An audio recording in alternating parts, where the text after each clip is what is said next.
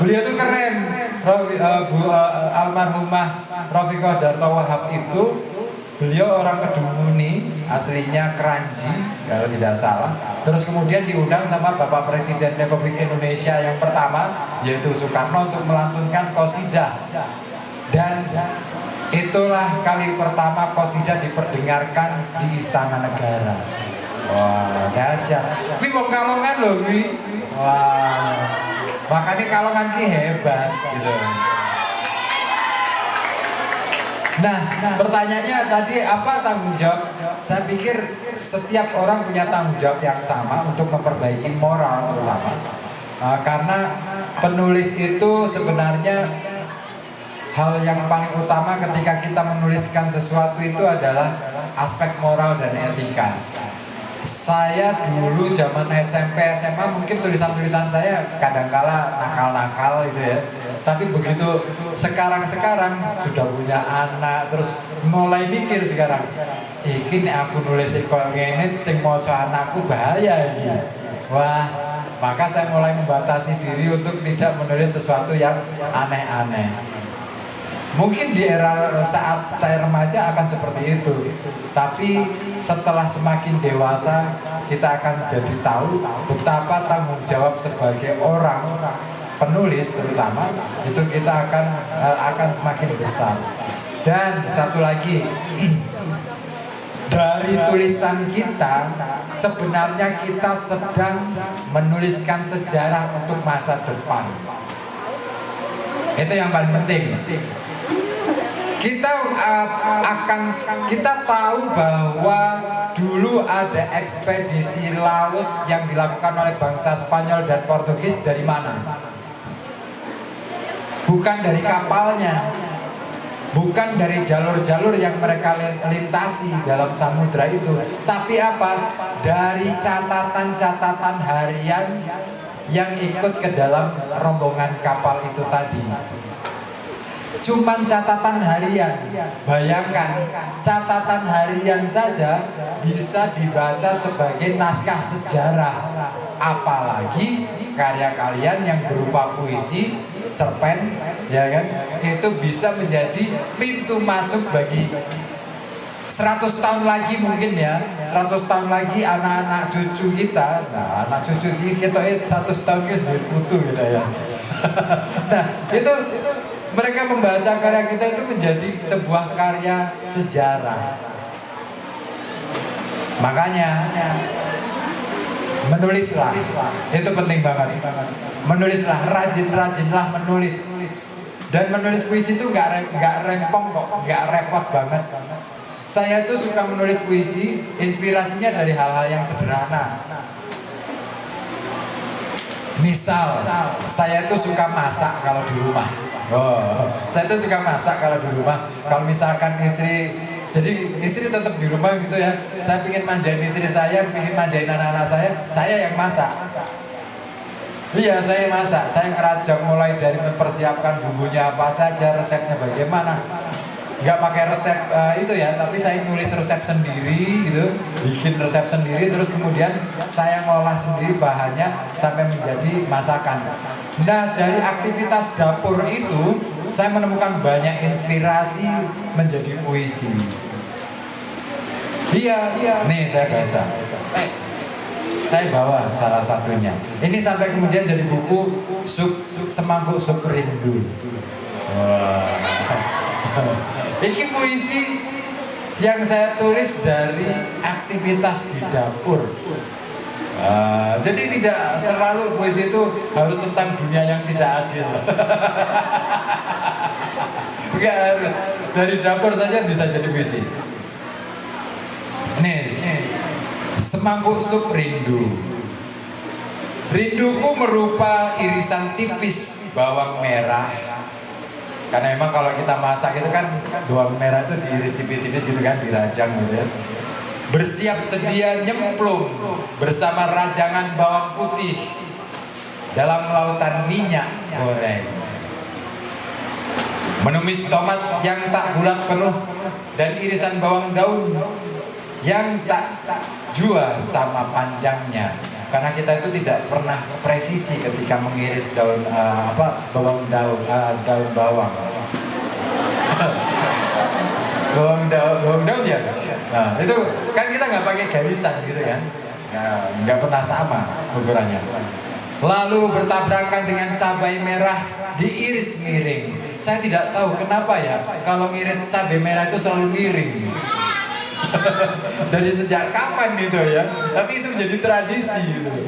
Asik ya kan. Nah itu bisa jadi puisi. Wortel yang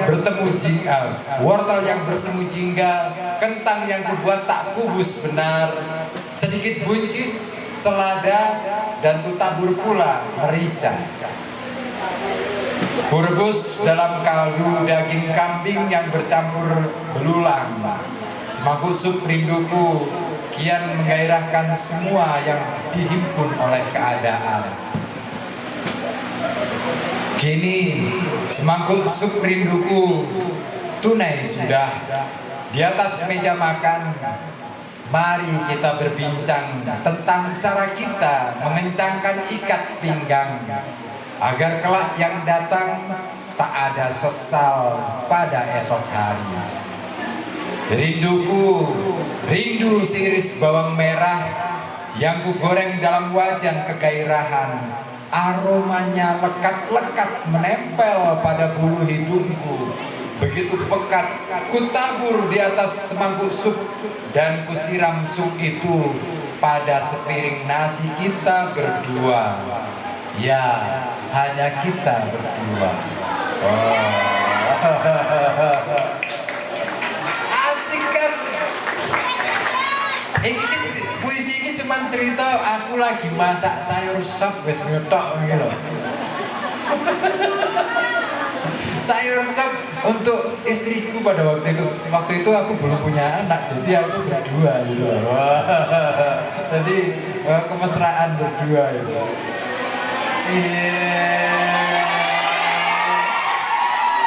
Oh makanya apa ya?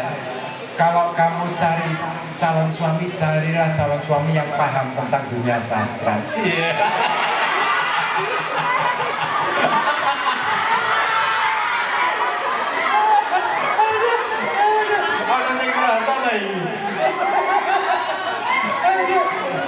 Biasanya sih paham dunia sastra ini pinter gombal gitu.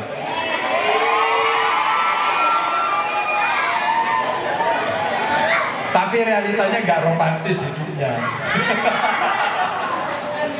Iya, tapi nggak masalah. Namanya juga hidup gitu kan. Kadang dunia memang tidak adil.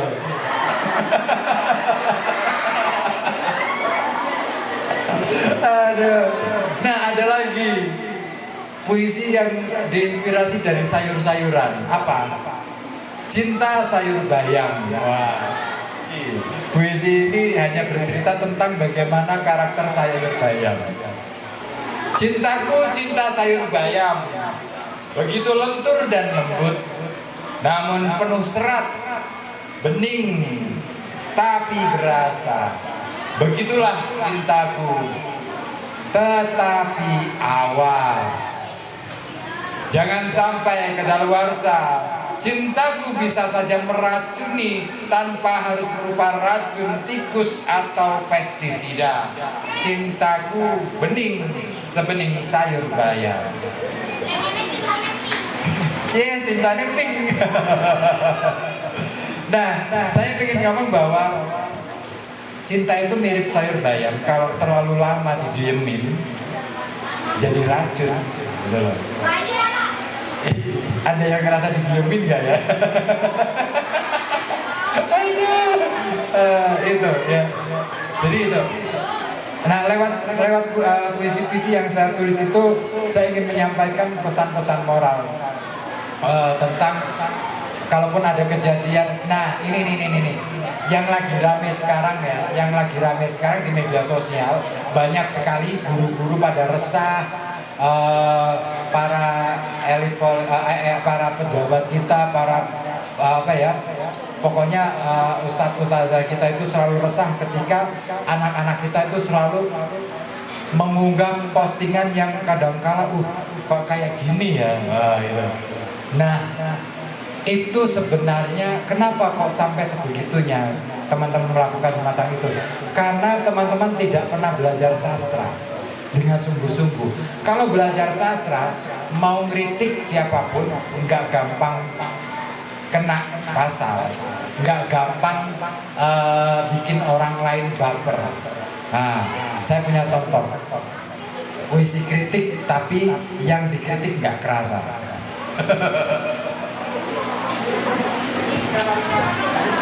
Nah, ini puisi ini sebentar, saya buka IG saya dulu. Kalau mau follow saya nggak apa-apa.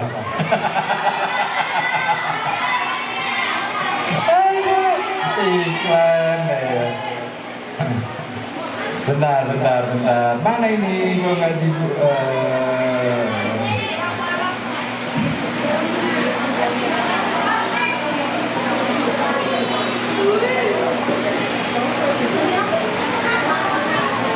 Nah, puisinya judulnya Drestarastra. Ini saya tulis sebenarnya ingin menyampaikan tentang bagaimana Drestarastra ini adalah tokoh wayang dalam kisah Mahabharata. Dia adalah seorang raja yang kemudian punya anak namanya Kurawa. Ada 100 Kurawa.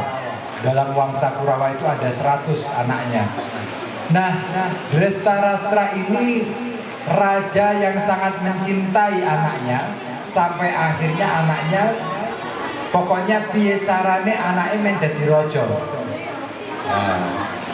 Anaknya menjadi rojo apapun caranya. Padahal tahta yang ada di kerajaan Ngastino atau Hastinapura itu mestinya diberikan kepada Pandawa, tetapi karena Drestarastra ini sangat mencintai anaknya, maka apapun ditempuh, kemudian sampai perang berdarah, perang saudara di antara kedua belah pihak antara Pandawa dan Kurawa.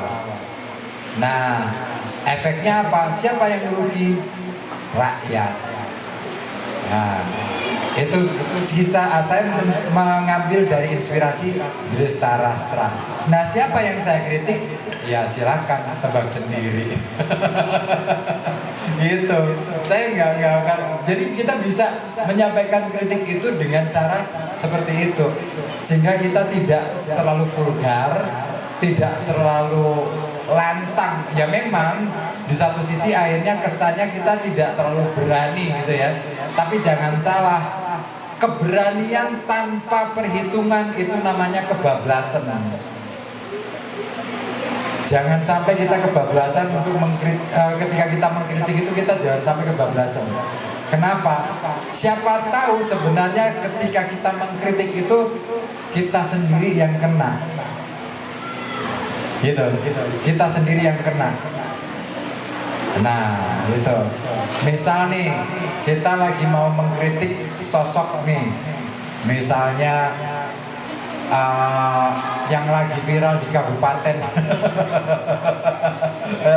Itu kan rame ya. Kemarin saya juga ikutan kritik sih, rame juga postingan saya di Warta Desa. Saya heran, tiba-tiba kok postingan saya muncul di mana-mana. Nah, saya sebenarnya tidak sedang mengkritik, tapi saya mempertanyakan. Beda ya, mempertanyakan dengan mengkritik itu berbeda. Postingan saya mempertanyakan, kok bisa ya pendidikan S2, S3 ditempuh dalam waktu yang sangat singkat. Itu gimana caranya? Saya menanyakan gimana caranya, bukan saya menanyakan kok bisa sih, gitu loh. Saya aja untuk kuliah S2 harus 5 tahun misalnya.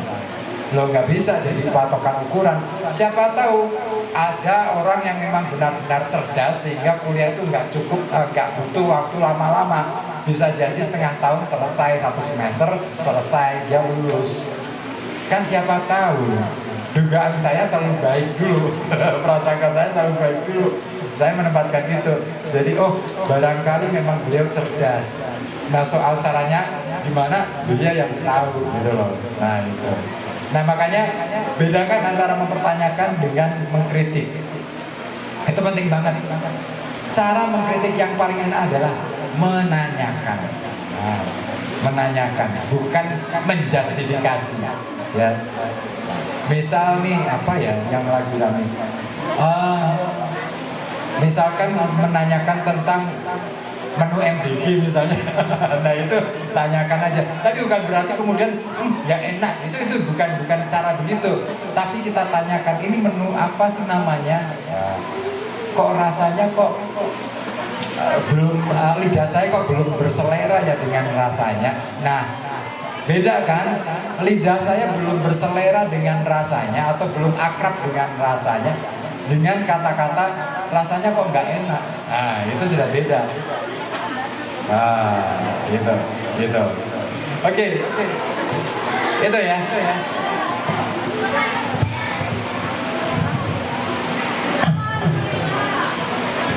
Baik, terima kasih. Tepuk tangan sekali lagi untuk beliau. Ya. Jadi bagi teman-teman, ya, memang dunia menulis itu sangat penting, ya. Apalagi yang berkaitan dengan sastra seperti menulis puisi, cerpen, novel atau yang lain. Dan bagi teman-teman, ya, tadi yang sudah disampaikan oleh beliau, syarat untuk menjadi penulis itu adalah rajin-rajinlah membaca. Karena penulis yang baik itu berangkat dari seorang pembaca yang baik. Baik, ini karena waktunya sudah habis, saya cukupkan. Saya aturkan terima kasih banyak kepada Bapak Ribut Ahwati yang telah menyampaikan materi dan mengulas atau membedah buku karya siswi MTS Salafiyah Semangkulon. Dan sebelum ditutup, yaitu penyerahan sertifikat dan cindramata. Siapa? Yang kepada Bapak Muhyiddin dimohon untuk maju ke depan.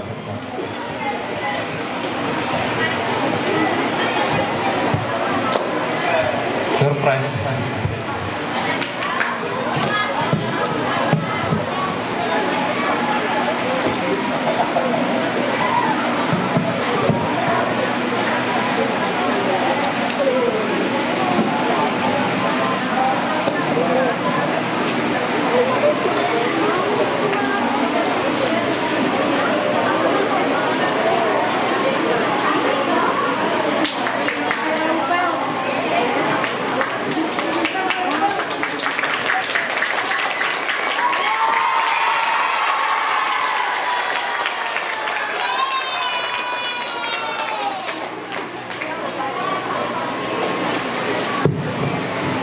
Mau foto bersama beliau?